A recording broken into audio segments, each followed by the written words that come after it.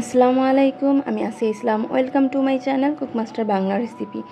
আজকে আমি আপনাদের জন্য নিয়ে এসেছি একদম সহজ ঘরে থাকা কিছু উপকরণ দিয়ে একটা নাস্তার রেসিপি। ফুটন্ত গরম পানির মধ্যে এইভাবে আটার খামির দিয়ে যে এত সুন্দর একটা নাস্তা তৈরি করা যায়, আপনারা না দেখলে মিস করবেন। আর এই নাস্তাটা আপনারা অনেক দিন পর্যন্ত বাসায় সংরক্ষণ করে তারপর খেতে পারবেন। সো আর কথা না বাড়িয়ে চলুন দেখা যাক এটা আমি কিভাবে তৈরি করেছি। Let's go to my channel.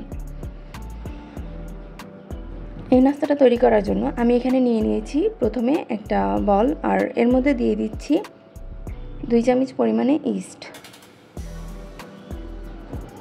আর দিয়ে দিচ্ছি গরুর তরল দুধ। আমি দুধটা কুসুম গরম দিচ্ছি। হাতের আঙুলটা চুবিয়ে দেখবেন যে চুবানো যায় কি না, যদি ওরকম হয় তাহলে এটা দিয়ে দিবেন।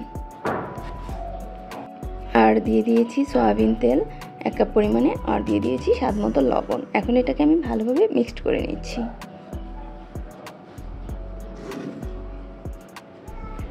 আমার এটা মিক্স করা হয়ে গেছে। এখন এর মধ্যে আমি দিয়ে দিচ্ছি আটা। আপনারা চাইলে ময়দাও ব্যবহার করতে পারেন। আমি এখানে 2.5 কাপ পরিমাণে আটা ব্যবহার করেছি। আপনারা চাইলে এটাকে ময়দা দিয়েও ব্যবহার করতে পারেন, কোনো সমস্যা নেই।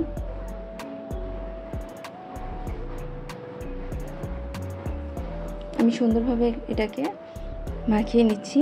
দেখুন আমার খামিরটা কতটাই সুন্দর, একদম সফট এখনই দেখাচ্ছে, একটু হাতে লাগছে না, যেহেতু আমার এটা তেল দেওয়া আছে। একদম কিন্তু সফট হয়েছে আমার খামিরটা।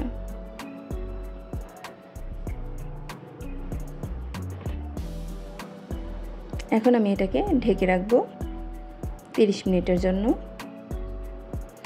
এটাকে ঢেকে রেখেছি, ফিরে আসবো 30 মিনিট পরে। আর এখানে আমি নিয়ে নিচ্ছি গাজর, পেঁপে, মিষ্টি কুমড়া, টমেটো আর আলু। আপনার বাসায় যেই সবজি থাকে সেই সবজিটাই ব্যবহার করতে পারেন আপনি, কারণ এই সবজিগুলো দিয়ে আমি একটা পুর তৈরি করব। আর এগুলোকে এখন আমি একটা গ্রাইন্ডারের সাহায্যে গ্রাইন্ড করে নেব। আপনার হাতের কাছে যেই সবজিটা থাকে আপনি ওই সবজিটাই ব্যবহার করতে পারেন। আর এই সবজিটা দিয়ে আপনি যদি এই রেসিপিটা করেন খুব ভালো লাগে। আমি সচরাচর অত একটা সবজি খাই না, তারপর আমার কাছে খুব ভালো লেগেছে। আমার সবগুলো গ্রাইন্ড করা হয়ে গেছে। এখন আমি একটা বাটি নিয়ে নিয়েছি, এর মধ্যে ডিম দিয়ে দিচ্ছি। আমি এখানে 2টা ডিম নিয়েছি, আপনারা চাইলে কম বেশি নিতে পারেন। আর আপনারা যদি চান এটাকে চিকেন দিয়েও করতে পারেন। আমি আজকে ডিম দিয়েই করে দেখাচ্ছি আপনাদেরকে। দেখা যায় সচরাচর চিকেনটা বাসায় না থাকলেও ডিমটা কিন্তু সবসময়ই থাকে, এই জন্য আমি আপনাদেরকে ডিম দিয়ে করে দেখাচ্ছি। অবশ্যই আমার পুরো ভিডিওটা দেখবেন, স্কিপ করবেন না। আমি ডিমটাকে ভালোভাবে কাঁটা চামচের সাহায্যে ফেটিয়ে নিয়েছি। আর এখানে আমি চুলোয় একটা প্যান বসিয়ে এর মধ্যে তেল দিয়ে দিয়েছি, আর পেঁয়াজ কুচি দিয়ে দিলাম।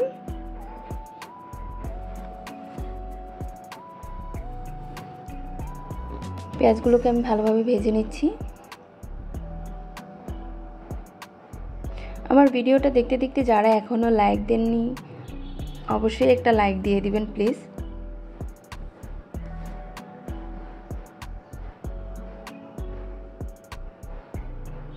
আমার পেঁয়াজগুলো প্রায় ভাজা হয়ে গেছে।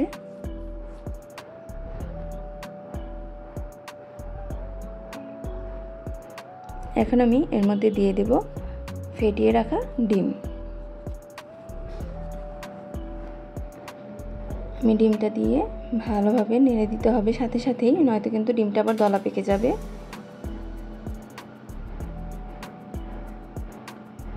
এখন এর মধ্যে আমি দিয়ে দেব স্বাদ মতো লবণ, আর দিয়ে দেব একটু ধনিয়ার গুঁড়ো, একটু জিরের গুঁড়ো, আর একটু গরম মশলার গুঁড়ো। গরম মশলার গুঁড়োটা হচ্ছে অপশনাল, আপনাদের কাছে যদি ভালো লাগে দিতে পারেন, না লাগলে নাও দিতে পারেন। আমার কাছে গরম মশলার ফ্লেভারটা আসলে একটু ভালো লাগে, এই জন্য আমি দিয়েছি।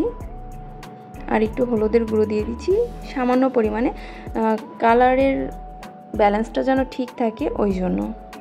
বেশি দেওয়া লাগবে না, হালকা পরিমাণে একটু দিলেই হবে। এরপর আমি এটাকে ভালোভাবে ভেজে নেব। আমি এটাকে ভেজে নিচ্ছি। এখনও যারা আমার চ্যানেলটাকে সাবস্ক্রাইব করেননি, সাবস্ক্রাইব করে বেল আইকনটি অন করে দিবেন। আমার পাশে থাকবেন, আমাকে সাপোর্ট করবেন। আমার এটা ভাজা হয়ে গেছে। এখন আমি গ্রেন্ড করা সবজিগুলো দিয়ে দিচ্ছি।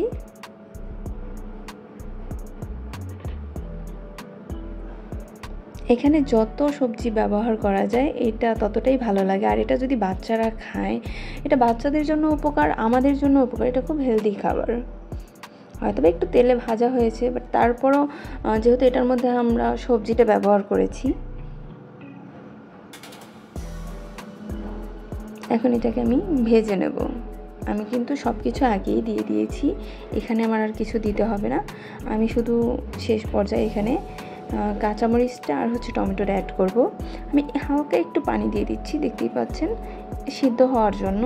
জাস্ট অল্প একটু পানি, বেশি দেওয়া যাবে না, তাহলে এটা একদম বেশি গলে যাবে। আমি হালকা একটু পানি দিয়ে দিয়েছি। আর এর মধ্যে এখন দিয়ে দিচ্ছি টমেটো কুচি আর কাঁচামরিচ কুচি দিয়ে এটাকে আমি একটু নেড়ে তারপর ঢেকে রাখবো। এটা খেতে কিন্তু খুবই ভালো লাগে। আপনারা অবশ্যই বাসায় ট্রাই করবেন আর আমাকে কিন্তু কমেন্ট বক্সে কমেন্ট করে জানাতে ভুলবেন না। আমি এটাকে ঢেকে রাখলাম। 3-4 মিনিটের মতো ঢেকে রান্না করব, কারণ এটা সিদ্ধ হতে বেশি টাইম লাগে না, একদম অল্প সময় এটা সিদ্ধ হয়ে যায়।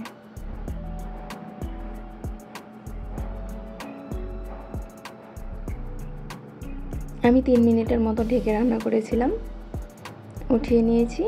এখন এটাকে ভালোভাবে নেড়ে পানিটা শুকিয়ে নেব।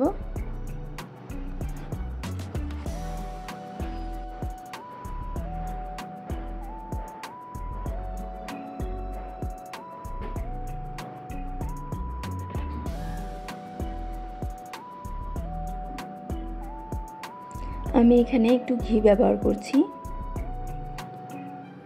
ঘির ফ্লেভারটা আসলে মানে যখন এটা খাওয়ার সময় যদি ঘির ফ্লেভারটা আসে খুবই ভালো লাগে, ওই জন্য আমি একটু ঘি ব্যবহার করছি। আপনি চাইলে ব্যবহার করতে পারেন, না চাইলে নাও করতে পারেন, এটা টোটালি অপশনাল। আপনি চাইলে স্কিপ করে দিতে পারেন, কোনো প্রবলেম নেই। আমি এটাকে ঘিটা দিয়ে একটু ভালোভাবে ভেজে নিচ্ছি।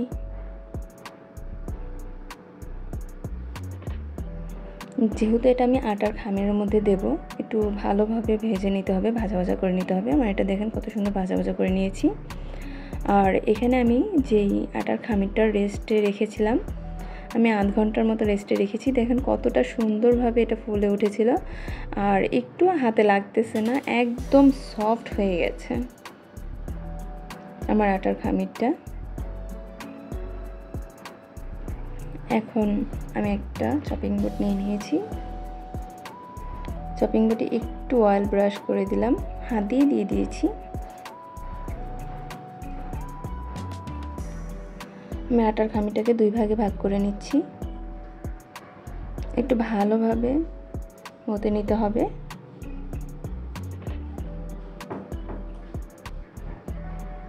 এখন এটাকে আমি একটু লম্বা শেপ দিয়ে তারপরে লেচি কেটে নেব।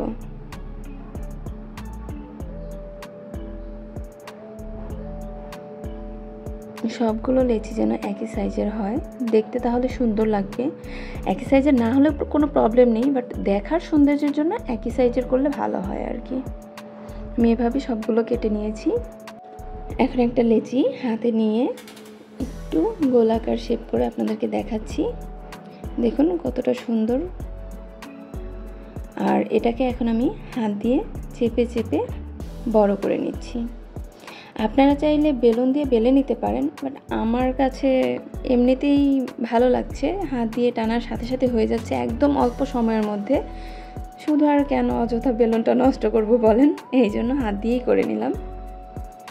এখন আমি যে পুরটা তৈরি করেছিলাম সেটাকে একটা চামিচের সাহায্যে ঠিক মাঝখানে রেখে দিচ্ছি।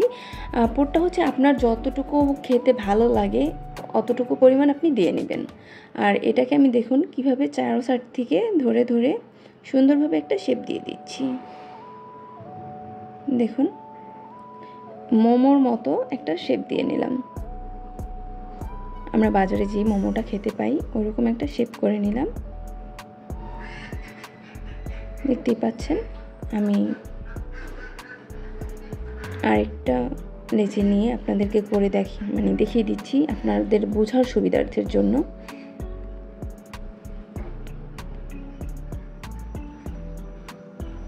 লেচিটা হাতে নিয়ে একটু গোল গোল করে রেখে তারপর হচ্ছে দেখুন দিয়ে হাত দিয়ে চেপে চেপে সুন্দরভাবে বেলে নিচ্ছি। একদম কিন্তু অল্প সময় হয়ে যায়, এটাতে কোনো কষ্ট নেই। আমি শুধু হাত দিয়ে হালকাভাবে দিচ্ছি, কোনো চাপাচাপিও করছি না, দেখতেই পাচ্ছেন।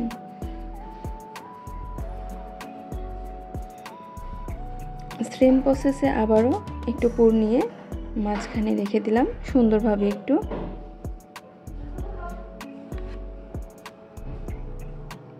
দেখুন আমি শেপটা কিভাবে দিচ্ছি, একটু একটু করে ধরে কুচির মতো করে তারপর দিয়ে দিচ্ছি।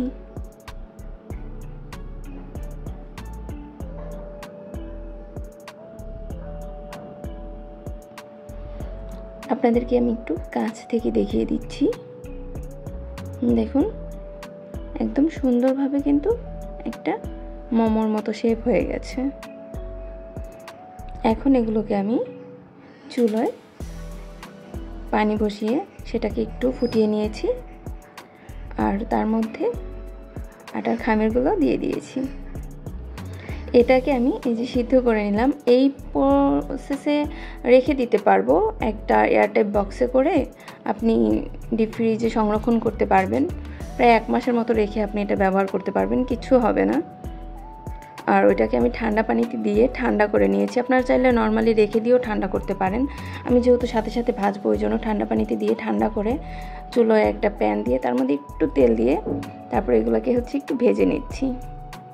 সেদ্ধ করেও খাওয়া যায়, যেরকম মোমো আমরা স্টিম করে খাই, বাট এটাকে হচ্ছে একটু ভেজে নিলে আমার কাছে আরেকটু ভালো লাগে। এই জন্য আমি এটাকে একটু তেলে ভেজে নিচ্ছি। বেশি তেল লাগবে না কিন্তু, জাস্ট প্যানের মধ্যে একটু তেল ব্রাশ করে ওই তেলের মধ্যে এটাকে উল্টে পাল্টে ভেজে নিলেই হবে। দেখুন কতটা সুন্দরভাবে আমি এটাকে ভেজে নিয়েছি। এখন এটা খাওয়ার উপযুক্ত হয়ে গেছে। আমি এগুলোকে উঠে নিচ্ছি। সেম প্রসেসে আমি সবগুলো ভেজে নেব। তো সবাই ভালো থাকবেন, আমার জন্য দোয়া করবেন। আল্লাহ হাফেজ, বাই বাই বন্ধুরা।